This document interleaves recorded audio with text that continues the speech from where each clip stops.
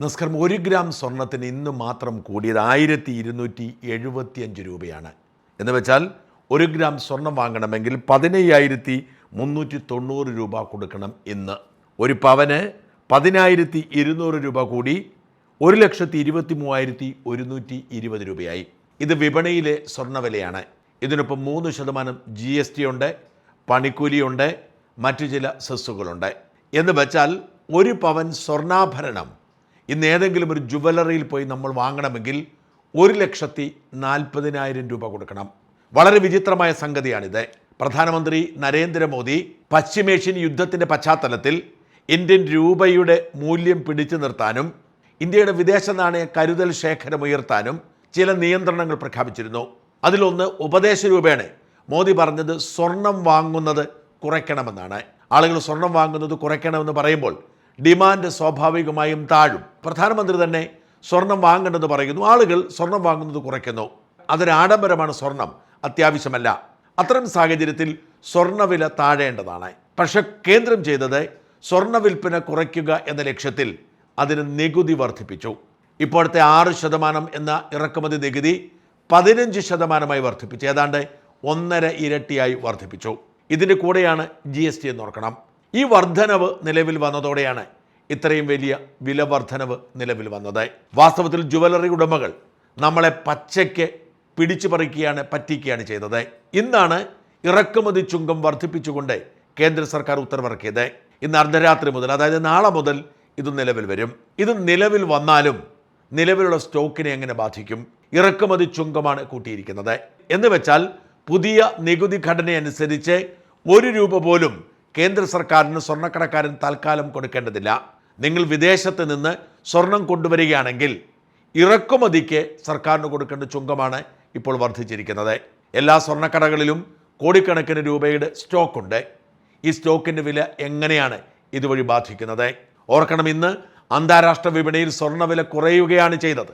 ആ കുറയുന്നതനുസരിച്ച് ഇവിടെയും സ്വർണ്ണവില കുറയേണ്ടതാണ്.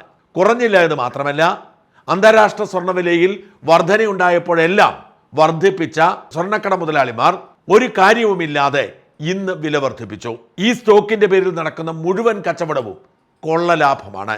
വാസ്തവത്തിൽ ജനങ്ങളെ അന്യായമായി കബളിപ്പിച്ച സ്വർണ്ണക്കടകൾക്ക് മേൽ, ജുവലറികൾക്ക് മേൽ നടപടി ഉണ്ടാവണം. ഇറക്കുമതി ചുങ്കം കൂട്ടുമ്പോൾ ഇറക്കുമതി ചെയ്യുന്ന പുതിയ സ്വർണത്തിന് വില കൂടുക സ്വാഭാവികം. കാരണം സർക്കാരിന് കൂടുതൽ നികുതി അടയ്ക്കുന്നുണ്ട്, സ്വർണത്തിൻ്റെ വിലയും അതനുസരിച്ച് കൂടണം. എന്നാൽ ഇറക്കുമതി ചുങ്കം നിലവിൽ വരുന്നതിന് മുൻപ് ആ ചുങ്കം ജനങ്ങളോട് പിഴിയാനുള്ള ഈ ശ്രമം, ഇത് അങ്ങേയറ്റം നിന്ദ്യമാണ്, രാജ്യത്തോടുള്ള ദ്രോഹമാണ്. ഈ അട്ടിമറിക്കെതിരെ സർക്കാർ നടപടിയെടുക്കണം. എന്തായാലും ഈ ചുങ്കവർദ്ധനവ് വലിയൊരു പ്രതിസന്ധി സ്വർണ്ണ വിപണിക്ക് സൃഷ്ടിക്കും. സ്വാഭാവികമായും പ്രധാനമന്ത്രിയുടെ ആഹ്വാനമുണ്ട്, വില ഉയർന്നിരിക്കുന്നു, അതുകൊണ്ട് തന്നെ സ്വർണം വാങ്ങാനുള്ള ആവേശം കുറയും. നിലവിൽ സ്വർണം വാങ്ങിയവർ ഹാപ്പിയാകും, കാരണം അവരുടെ സ്വർണത്തിൻ്റെ വില കൂടുന്നു.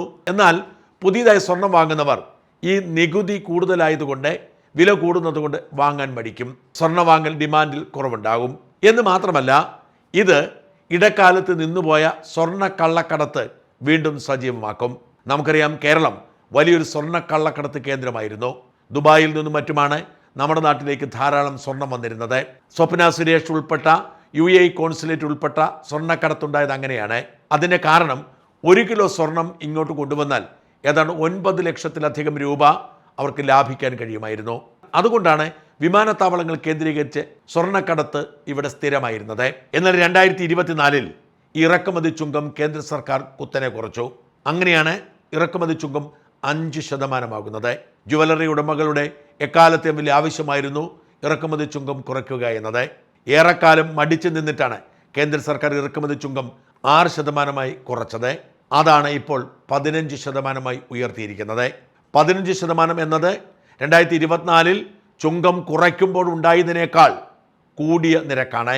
അതുവഴി ഇനി സ്വർണ്ണക്കടത്തുകാർക്ക് ചാകരയാണ്. അവർക്ക് ഇഷ്ടം പോലെ സ്വർണം കൊണ്ടുവരാം. നിലവിലുള്ള സാഹചര്യത്തിൽ ഈ 16% ഇറക്കുമതി ചുങ്കവും 3% GSTയും മറ്റ് സെസ് അടക്കമുള്ള ചെലവുകളും ലാഭിക്കാൻ കഴിഞ്ഞാൽ ഒരുപക്ഷെ 1 കിലോ സ്വർണം കൊണ്ടുവന്നാൽ 20-24 ലക്ഷം രൂപ ലാഭിക്കാൻ കഴിയും. നിയമപരമായി ഇറക്കുമതി ചെയ്യുമ്പോഴാണ് ഈ ചുങ്കമടക്കേണ്ടത്. നിയമത്തെ വെട്ടിച്ചുകൊണ്ട് സ്വർണം കള്ളക്കടത്ത് നടത്തിയാൽ കണക്കിൽ പെടുന്നില്ല. 1 കിലോ കൊണ്ടുവരുന്നവന് 24 ലക്ഷം രൂപയാണ്. 9-10 ലക്ഷം രൂപ ലാഭം കിട്ടിയെടുത്ത് 24 ലക്ഷം രൂപ ലാഭം കിട്ടുമെങ്കിൽ തീർച്ചയായും സ്വർണ്ണക്കടത്ത് വർദ്ധിക്കും. ഇപ്പോൾ ഇറക്കുമതി ചുങ്കം കുറവായിരുന്നിട്ട് കൂടി സ്വർണ്ണക്കടത്ത് യഥേഷ്ടം നടക്കുന്നുണ്ട്. കൊച്ചിയിലും കരിപ്പൂരിലുമാണ് ഏറ്റവും കൂടുതൽ സ്വർണ്ണക്കടത്ത് നടക്കുന്നത്. പോലീസും കസ്റ്റംസും ഒക്കെ ജാഗ്രതയോടെ ഇരുന്നിട്ടും സ്വർണ്ണക്കടത്ത് സധൈര്യം തുടരുമ്പോൾ 1 കിലോ സ്വർണം കൊണ്ടുവന്നാൽ 20-24 ലക്ഷം രൂപ ലാഭം കിട്ടുമെന്ന് വന്നാൽ എന്തായിരിക്കും സ്വർണ്ണക്കടത്തിൻ്റെ അവസ്ഥ? വീണ്ടും സ്വപ്ന സുരേഷ്മാരുണ്ടാവും, വീണ്ടും UAE കോൺസുലേറ്റ് ജീവൻ വയ്ക്കും, വീണ്ടും പിണറായി വിജയന്മാരുണ്ടാവും. നമ്മുടെ നാട് സ്വർണ്ണക്കടത്തിൻ്റെ ശക്തി കേന്ദ്രമായി മാറും. സ്വർണ്ണക്കടത്ത് ശക്തിപ്പെടുമ്പോൾ സ്വർണം പൊട്ടിക്കലും ശക്തിപ്പെടും.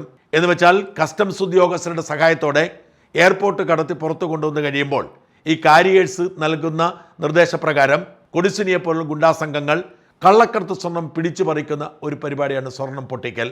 കണ്ണൂരിൽ അത് സജീവമാണ്. കള്ളക്കടത്ത് സ്വർണ്ണമാവുമ്പോൾ കേസിനും വക്കാലത്തിനും ഒന്നും പോകാൻ പറ്റില്ല. അങ്ങനെയാണ് ഇത്തരക്കാർ പരസ്പരം ഏറ്റുമുട്ടുന്നതും കൊല്ലുന്നതും. നമ്മുടെ നാട്ടിൽ വീണ്ടും സ്വർണ്ണക്കടത്തും സ്വർണം പൊട്ടിക്കലും അതിൻ്റെ പേരിലുള്ള ഏറ്റുമുട്ടലും കൊലപാതകവുമൊക്കെ സുലഭമാകാൻ പോകുന്നു എന്നതിൻ്റെ സൂചനയാണ് ഇന്നുണ്ടായിരിക്കുന്ന ഈ നികുതി മാറ്റവും അതിനെ തുടർന്നുണ്ടായിരിക്കുന്ന സ്വർണ്ണവിലയിലെ വർധനവും.